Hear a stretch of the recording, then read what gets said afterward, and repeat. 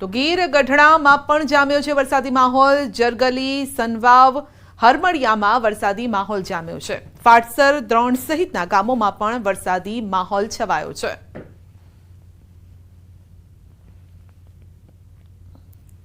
નવસારી શહેર તેમજ જિલ્લામાં પણ મેઘરાજાના 3 દિવસના વિરામ બાદ ફરી વરસાદી માહોલ જામ્યો। વરસાદ વરસતા વાતાવરણમાં ઠંડક પ્રસરી। મેઘરાજાના વિરામથી જે ડાંગરના પાક સુકાઈ ગયા હતા, વરસાદ વરસતા ખેડૂતોને હવે હાશકારો થયો છે। નવસારીના કાંઠા વિસ્તારમાં પણ વરસાદ શરૂ થતા વહીવટીતંત્ર કાંઠાના વિસ્તારો પર સતત નજર રાખી રહી છે અને વરસાદના પગલે વહીવટીતંત્ર એલર્ટ છે। તો 3 દિવસના વિરામ બાદ નવસારી શહેર જિલ્લામાં ફરી વરસાદી માહોલ। લાંબા સમય બાદ વરસાદનું આગમન થયું છે। વાતાવરણમાં ઠંડક પ્રસરી છે। વરસાદી વિરામ લેતા ડાંગરના પાક પણ સુકાઈ જવાની સ્થિતિ સર્જાઈ હતી, પરંતુ હવે ખેડૂતોને થોડોક હાશકારો મળ્યો છે।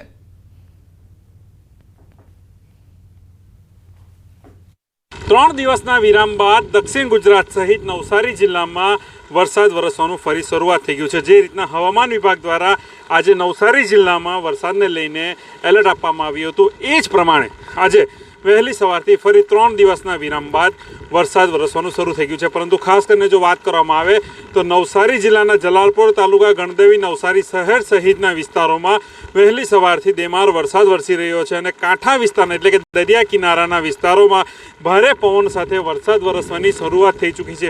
આજે નવસારી જિલ્લામાં વરસાદને લઈને એલર્ટ આપવામાં આવ્યું હતું અને વહેલી સવારથી ફરી વરસાદી માહોલ બનતા વાતાવરણમાં ફરી ઠંડક પસરી છે અને જે રીતના વહેલી સવારથી વરસાદ વરસી રહ્યો છે અને કાંઠા વિસ્તારોમાં ભારે પવન સાથે વરસાદ વરસવાની શરૂઆત થતાં ફરી વહીવટી તંત્ર પણ તમામ જે નદીઓની સ્થિતિ છે એના પર બાજ નજર લગાવીને બેઠું છે। એટલા માટે કે જો ઉપરવાસમાં પણ વરસાદ વરસે તો તમામ જે સ્થિતિઓ છે એ સ્થિતિઓ પર વહીવટી તંત્રની સતત નજર છે। ભાવિન પટેલ, ન્યૂઝ 18 ગુજરાતી, નવસારી। તો નવસારી જિલ્લામાં છવાયો છે વરસાદી માહોલ। વીરાવળ, ટાટા સ્કૂલ, જૂનાથણા, ઝવેરી સડક જેવા વિસ્તારોમાં મેઘો મહેરબાન છે। ફરી મેઘરાજાનું આગમન થતાં વાતાવરણમાં ઠંડક પ્રસરી છે। વાદળછાયું વાતાવરણ અને ત્યારબાદ વરસાદની એન્ટ્રી થઈ। ગ્રામ્ય વિસ્તારોમાં પણ સારો વરસાદ થતાં ખેડૂતોમાં ખુશી છે।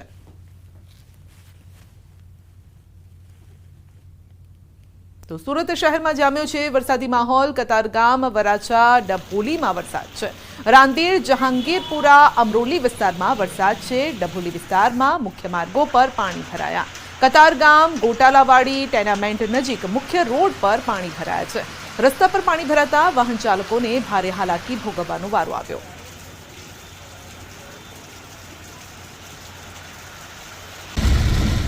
તો સુરતમાં જામ્યો છે વરસાદી માહોલ। કીમ, ઓલપાડમાં પણ ધોધમાર વરસાદ છે। ભારે વરસાદથી રસ્તાઓ પાણી થઈ ગયા છે।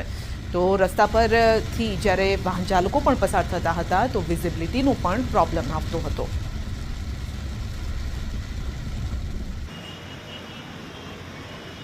તો અનેક જગ્યાએ પાણી પણ ભરાઈ ગયા। આ સાથે રાજકોટ જિલ્લામાં પણ ધોધમાર વરસાદ વરસ્યો। ઉપલેટામાં મેઘરાજાની ધમાકેદાર એન્ટ્રી। વરસાદના કારણે રસ્તા પર પાણી વહેતા થયા। ગ્રામ્ય પંથકના ખાખી, જાડિયા, સેવેન્દ્રા, મોજીર, સમઢિયાળા સહિતના અનેક ગામોમાં વરસાદ છે। કપાસ, એરંડા, મગફળી, સોયાબીન જેવા પાકોને ભરપૂર ફાયદો થશે। વરસાદના પગલે ખેડૂતોમાં ખુશી છે। વરસાદના પગલે વાતાવરણમાં ઠંડક પ્રસરી છે।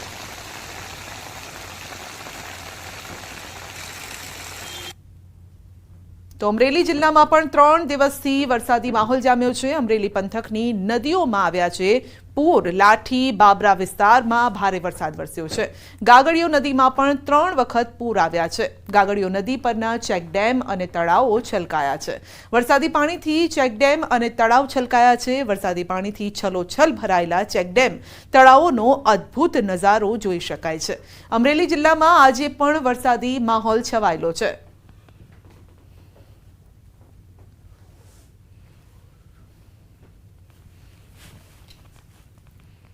અને સમાચારની વાત કરીએ તો રાજકોટના હીરાસર ઇન્ટરનેશનલ એરપોર્ટનો આ મામલો છે। રાજકોટ શહેર કોંગ્રેસ દ્વારા વિરોધ, રમકડાના પ્લેન બતાવીને કરવામાં આવ્યો વિરોધ। બહુમાળી ચોક ખાતે રમકડાના પ્લેન ઉડાડી સૂત્રોચ્ચાર કરી વિરોધ પ્રદર્શિત કરાયો। ઇન્ટરનેશનલ ફ્લાઇટનું જણાવી ડોમેસ્ટિક ફ્લાઇટ હજુ ઉડી રહી છે। 15 ઓગસ્ટ સુધીમાં એરપોર્ટ ખાતે સ્થાયી ટર્મિનલનું નિર્માણ કાર્ય પૂર્ણ થશે। નિર્માણ કાર્ય પૂર્ણ થયા બાદ સ્થાયી ટર્મિનલમાં ડોમેસ્ટિક ફ્લાઇટનું સંચાલન કરવામાં આવશે. ઇન્ટરનેશનલ ફ્લાઇટના સંચાલન માટે અન્ય સ્થાયી ટર્મિનલ બનાવવા બાબતે પ્લાનિંગ ચાલી રહ્યું છે. અસ્થાયી ટર્મિનલમાં કાર્ગોનું સંચાલન કરવામાં આવશે. એ વામણું સાબિત થયું છે. કોઈ પણ પ્રકારની સુવિધા ઇન્ટરનેશનલ એરપોર્ટમાં મળવાની નથી. એ જાહેરાત પણ થઈ ચૂકી છે. ત્યારે માત્ર ને માત્ર ચીગમ ચોંટાડીને પ્રજાને મૂર્ખ બનાવવામાં આવી છે. સાબરકાંઠાના પ્રાંતિજ નજીક ટ્રકમાં લાગી આગ. ટ્રક ચાલકનું મોત થયું છે. અમદાવાદથી હિંમતનગર જઈ રહેલા આઈસરમાં અકસ્માત બાદ આગ લાગી. અજાણ્યા વાહન સાથે ટક્કર બાદ ટ્રકમાં આગ લાગી હતી. તો ટ્રકમાં જ આગમાં ચાલક પણ ટ્રકમાં આગમાં બળીને ભડતું થઈ ગયો છે. ઘટના સ્થળે લોકોના ટોળા ઉમટ્યા. હાઈવે પર ટ્રાફિક જામ થયો. પોલીસે સ્થળ પર પહોંચી ટ્રાફિક ખુલ્લો કર્યો.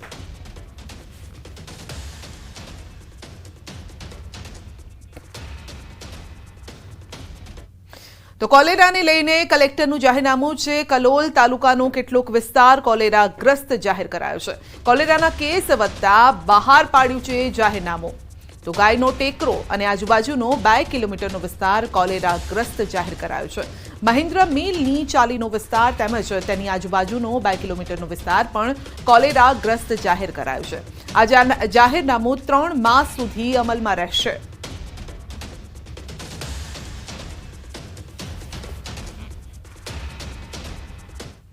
ભણશે ગુજરાત આગળ વધશે ગુજરાતની આપણે વાતો સાંભળીએ છીએ, પરંતુ શિક્ષણ માટે યોગ્ય લાયકાત ધરાવતા શિક્ષકોની જરૂર હોય છે. હાલ તે શિક્ષકોની જે કચ્છ જિલ્લામાં ઘટ છે. કચ્છની જિલ્લા પંચાયત શિક્ષણ સમિતિ હસ્તકની 1665 જેટલી સરકારી શાળાઓ આવેલી છે. જિલ્લા શિક્ષણ અધિકારીની ભૂપેન્દ્રસિંહ વાઘેલા પાસેથી મળતી માહિતી મુજબ જિલ્લાની શાળામાં 7420 શિક્ષકો તેમજ 947 જેટલા જ્ઞાન સહાયકો ફરજ બજાવે છે. જે મુજબ જિલ્લામાં 1132 જેટલા શિક્ષકોની ઘટ છે. જ્ઞાન સહાયકોની ભરતી પછી પણ જિલ્લામાં શિક્ષકોની ઘટ એ ચિંતાનો વિષય છે. અને હાલમાં કચ્છ જિલ્લામાં શિક્ષકોના કુલ મહેકમની સામે 12 થી 13% જેટલી ઘટ છે. અને ત્યારે હાલમાં જ રાજ્યના મુખ્યમંત્રીએ શિક્ષકોની ભરતીની જાહેરાત કરી છે. કચ્છ જિલ્લામાં પણ શિક્ષકોની ઘટ પૂર્ણ થાય તેવી આશા જિલ્લા શિક્ષણ અધિકારીએ વ્યક્ત કરી છે. આપણી પાસે 9499 ની સામે 8367 એટલે આજની તારીખે 1132 જેટલા શિક્ષક ભાઈ બહેનોની ઘટ છે. જે રીતે ટોટલ મહેકમની સાપેક્ષમાં આપણે જોઈએ તો 12 થી 13% જેટલી ઘટ થાય છે.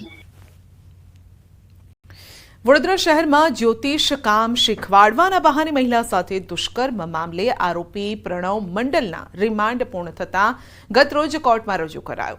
આરોપીને પહેરાવવાની હથકડી પોલીસના હાથમાં જોવા મળી. તેમજ આરોપી મિત્ર હોય તેમ પોલીસ જવાન તેના ખભે હાથ રાખીને ફરતા દેખાયા. આરોપીને કોર્ટમાં રજૂ કરવા લઈ આવેલી પોલીસ મોબાઈલમાં વ્યસ્ત નજરે પડી. પોલીસે કામગીરી પર સવાલ ઉઠી રહ્યા છે કે કોના ઇશારે આરોપીને સ્પેશિયલ સુવિધા આપવામાં આવી રહી છે. તો આરોપીએ ભોગ બનનાર મહિલાની સગીર પુત્રી સાથે પણ અડપલા કર્યા હતા.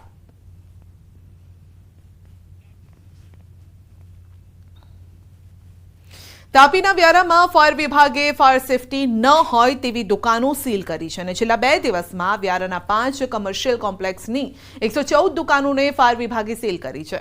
તો શહેરની ડીએનસી માર્કેટ, બિગ બજાર, જલદર્શન, અભિષેક એસ્ટેટ, નક્ષત્ર હાઇટ્સ સહિતના કોમ્પ્લેક્સની દુકાનો સીલ કરાઈ છે. ફાયર વિભાગની કાર્યવાહીથી દુકાનદારોમાં પણ ફફડાટ છે.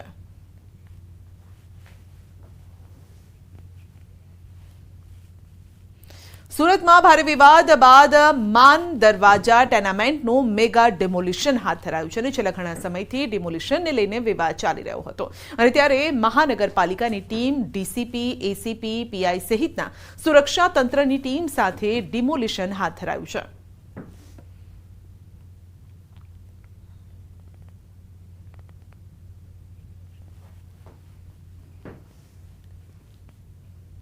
ગીર સોમનાથના ઉનામાં સમઢિયાળાના કાંડના 8 વર્ષ પૂર્ણ થતા સંઘર્ષ સંમેલન યોજાયું.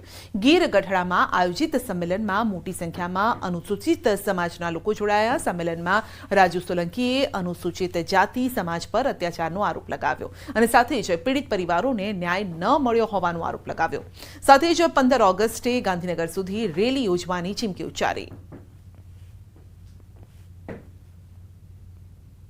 મને અને મારા સમાજના ઉનાકાંડ વખતે જે અમારા ઉપર ખોટા કેસ કરવામાં આવ્યા છે, અમારા સમાજના કેસો પાછા ખેંચવામાં નહીં આવે તો અમે 15મી ઓગસ્ટે ગાંધીનગર જવાના છીએ. ઓછામાં ઓછા 2 લાખ બાઇક અને 5 લાખ દલિતોને લઈ અને અમે અને અમારી આખી ટીમ ગુજરાતભરના આગેવાનો અનુજાતિ સમાજ જિલ્લા દ્વારા ગાંધીનગર જવાના છીએ.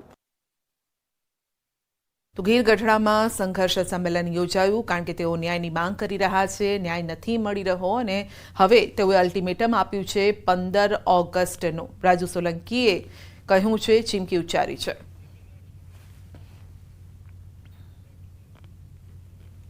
તો કચ્છની વાત કરીશું. સસ્પેન્ડેડ કોન્સ્ટેબલ નીતા ચૌધરી ફરાર છે. ગઈકાલે ભચાઉ કોર્ટે જામીન રદ કર્યા હતા અને કોર્ટે નીતા ચૌધરીને જેલ હવાલે કરવાનો કર્યો હતો હુકમ. નીતા ચૌધરીને પકડવા પોલીસની કવાયત છે. એલસીબી એસઓજીએ શરૂ કરી છે તપાસનો ધમધમાટ શરૂ કરવામાં આવ્યો છે. તો સવાલ એ છે કે નીતા ચૌધરી આખરે ક્યાં ગયા અને તેમને મદદ કરનાર કોણ છે? શું પોલીસ જ તેમને મદદ કરી રહી છે? ઉચ્ચ અધિકારીઓની શું રહેમ નજર તેમના પર છે? એમાં નામદાર કોર્ટ દ્વારા 8 તારીખે સોમવારે એમની હિયરિંગ રાખીને 9 તારીખે જે છે એમની બેલ કેન્સલ કરવામાં આવેલી. પોલીસને જ્યારે આ બેલ કેન્સલ કરવામાં જે છે ઓર્ડર મળેલો ત્યારે તાત્કાલિક જે છે એમના જે અલગ અલગ ઠેકાણા હતા એ તપાસ કરવામાં આવેલી. અત્યાર સુધી જે છે આ નીતા ચૌધરી જે છે પોલીસને નામદાર કોર્ટના ઓર્ડર પછી એમાં મળી નથી, પણ અત્યારે અલગ અલગ અમારી ટીમો લાગેલી છે અને અમને આશા છે કે થોડા દિવસોમાં અથવા તો ઝડપી સમયમાં જે છે એમને પકડી પાડવામાં આવશે. જી, સવાલ હવે એ છે કે નીતા ચૌધરી ક્યાં છે? વધુ અપડેટ મેળવીશું સંવાદદાતા મેહુલ પાસેથી. સવાલ અહીંયા એ છે કે કોર્ટ એક તરફ હુકમ કરે છે મેહુલ અને બીજી તરફ નીતા ચૌધરી ફરાર થઈ જાય છે. શું પોલીસની રહેમ નજર છે તેમના ઉપર? કોણ છે અધિકારી જેમનો સહયોગ મળી રહ્યો છે? જી સંધ્યા, જે રીતે ચોક્કસથી વાત કરવામાં આવે, ગઈકાલે નીતા ચૌધરી મામલે છે તે બહુ ચર્ચિત કેસ છે. તે મામલે મોટા સમાચાર છે તે સામે આવ્યા હતા. જ્યારે ભચાઉ સેશન્સ કોર્ટ છે તેને નીતા ચૌધરીના જામીન રદ કરી અને જેલ હવાલે કરવાનો હુકમ કર્યો હતો, ત્યારે જે પૂર્વ કચ્છ પોલીસ છે તેના દ્વારા નીતા ચૌધરીના ઘરે અને તેને પકડવા માટે, ઝડપી પાડવા માટે છે તે ચક્રો ગતિમાન કર્યા હતા અને નીતા ચૌધરી છે તે લાપતા થઈ ગઈ હતી. તો બીજી તરફ વાત કરીએ તો પોલીસને સમગ્ર મામલે પૂછતા પોલીસ જણાવે છે કે અમારા દ્વારા વિવિધ છે તે ટીમો બનાવવામાં આવી છે. એલસીબી, એસઓજી, ભચાઉ પોલીસની પણ ટીમો બનાવવામાં આવી છે અને હાલ ઝડપવા માટે છે તે ચક્રો ગતિમાન કર્યા છે. આ સિવાય પોલીસને કોઈ પણ પ્રશ્નો પૂછવામાં આવે છે ત્યારે પોલીસ એ જ જવાબ આપે છે કે આ સમગ્ર મામલે છે તે તપાસ ચાલુમાં છે. જી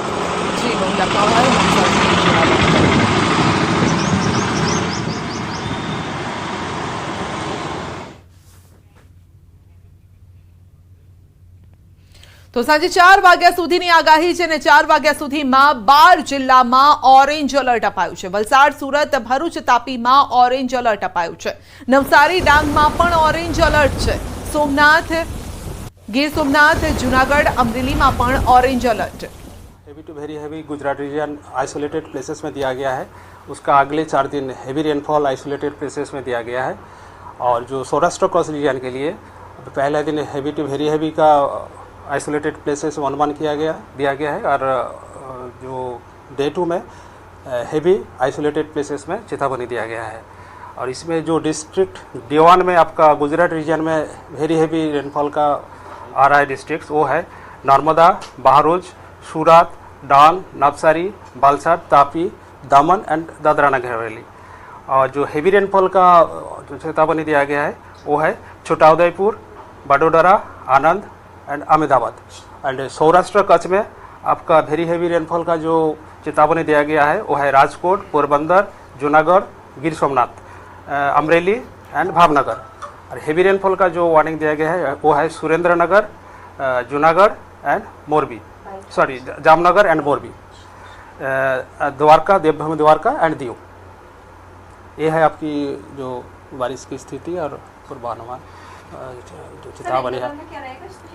अहमदाबाद में हम हेवी रेनफॉल का वार्निंग दे रहे हैं और इसमें लाइट टू मॉडरेट रेन का भी फोरकास्ट है।